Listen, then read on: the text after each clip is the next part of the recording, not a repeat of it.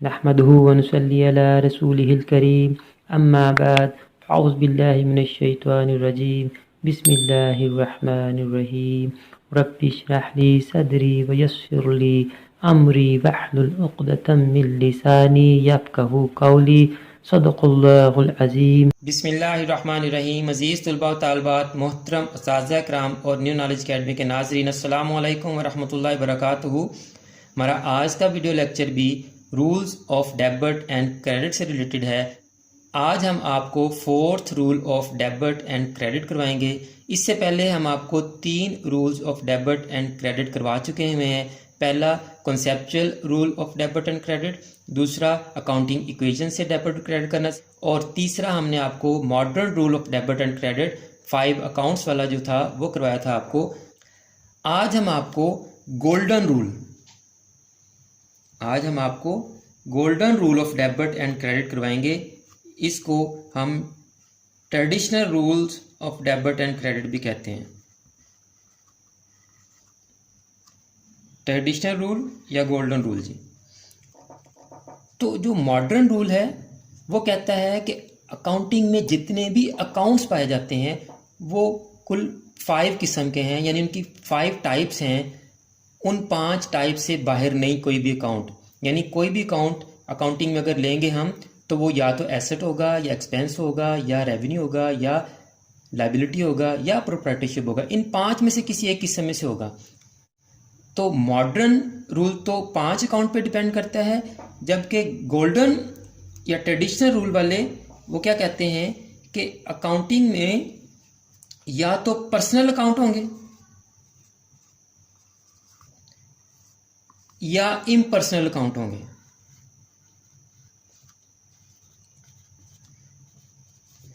Personal जैसे कि आपको नाम से ही समझ आ रहा है, शख्सी, यानी वो कहते हैं कि अकाउंटिंग में या तो किसी शख्स का नाम आएगा, यहाँ शख्स के नाम से मुराद मिस्टर ए, मिस्टर बी और बिजनेस नेम है, यानी कोई भी कारोबारी नाम जो है वो भी पर्सनल नाम कहलाएगा।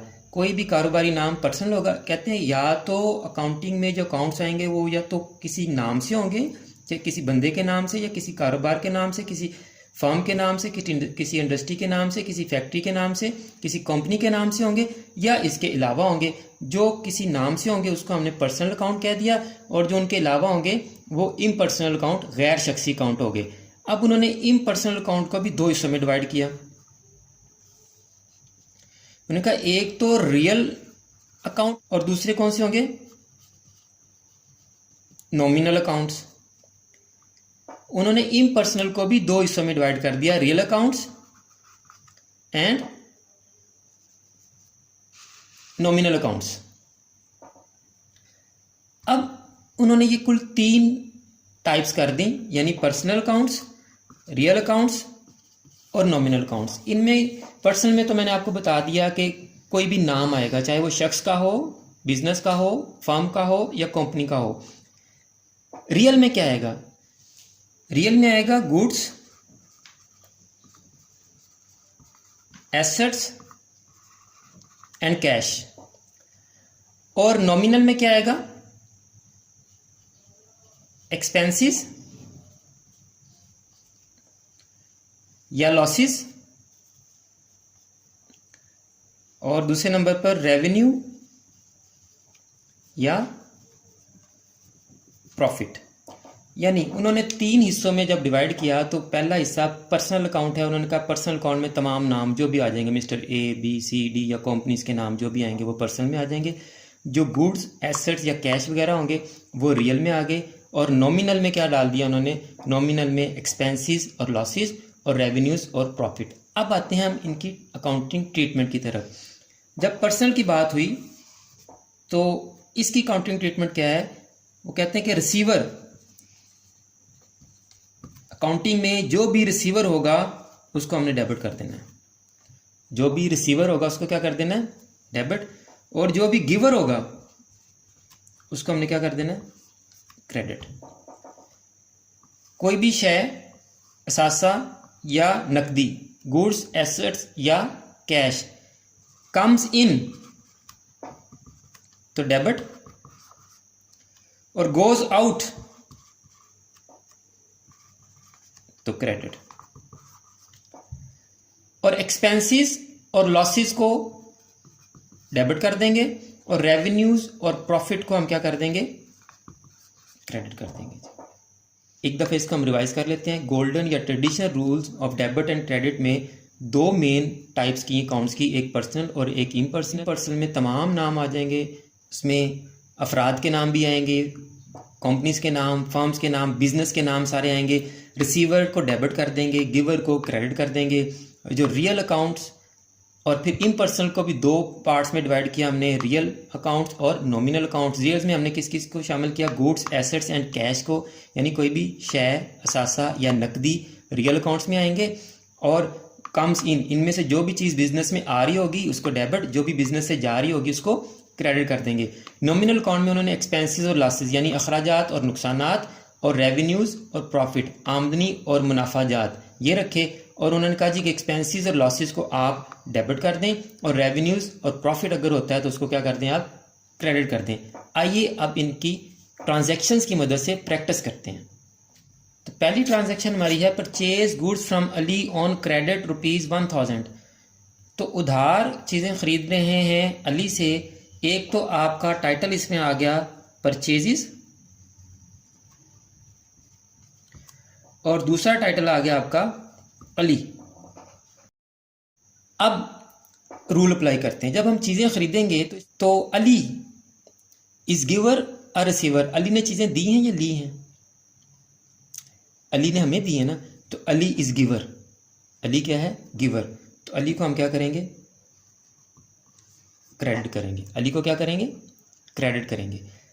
और दूसरी तरफ आप देखें परचेजेस गुड्स हैं, तो जब हम चीज़ें खरीदेंगे तो goods are coming into the business are going out of the business. चीज़ें बिजनेस में जब खरीदेंगे तो आ रही होंगी या जा रही होंगी, आ रही होंगी ना, तो comes in, goods are coming in to the business. चीज़ें अशिया बिजनेस में आ रही हैं तो कम्स इन के लिए कौन सा रूल है, डेबिट। तो परचेजेस को हम क्या कर देंगे, डेबिट। क्लियर जी। नेक्स्ट ट्रांजैक्शन देखें जी, पेड कैश टू अली ₹1000। अभी अली से हमने गुड्स बाय की थी, अब उसको हमने कैश पे किया है। तो इसमें दो अकाउंट ढूंढे, एक तो कैश और दूसरा नाम आ गया। एक आ गया आपके पास कैश और दूसरा अली, ये पर्सनल अकाउंट और ये इम्पर्सनल में रियल अकाउंट। अब आप देखें जब पेड कैश करेंगे, कैश आपने पे कर दिया तो cash is going out of the business और coming into the business. Cash business में आ रहा है या जा रहा है, जब हम अली को देंगे तो means cash is going out of the business, cash रकम बिजनेस से जा रही है। तो गोज आउट जो अकाउंट हो रहा है उसको क्या करना, हमने क्रेडिट कर दिया उसको हमने। अली, जब हम कैश देंगे तो कैश किसको मिल रहा है, अली को। तो Ali is receiving cash from us, Ali हमसे कैश रिसीव कर रहा है, तो अली इज रिसीवर, तो अली क्या हो जाएगा, डेबिट हो जाएगा जी। एक दो एंट्रीज की और प्रैक्टिस करते हैं। देखें स्क्रीन पे आ रहा है आपके, पेड सैलरीज ₹5000। हमने सैलरीज पे की हैं। जो इस तरह की ट्रांजैक्शन हो उसको आप खुद ही थोड़ा सा मॉडिफाई कर लिया करें। पेड सैलरी, बच्चे ये समझते हैं कि सैलरी दे रहे हैं, जबकि सैलरी में कैश दे रहे हैं। तो इसको आप पढ़ा करें, जब भी आपको पेपर में या क्वेश्चन सॉल्व करते हुए इस तरह की ट्रांजैक्शन आए तो आप उसको क्या करें, पेड कैश, पेड के साथ हमेशा कैश लगा लिया करें, क्योंकि कैश ही पे कर रहे हैं ना हम। ट्रांजैक्शन में नहीं लिखा होता, बच्चों को धोखा देने के लिए ऐसी ट्रांजैक्शन लिखी जाती हैं और बच्चे भी इससे डिसीव हो जाते हैं। तो आप करें paid cash for salary, paid cash, cash दे रहे हैं हम। तो एक आ गया अकाउंट कैश का, और दूसरा क्या है जी, सैलरीज। अब आप देखें जब हम पेड कैश, कैश अदा कर रहे हैं तो cash is going out of the business, cash goes out, तो कैश क्या हो जाएगा, क्रेडिट।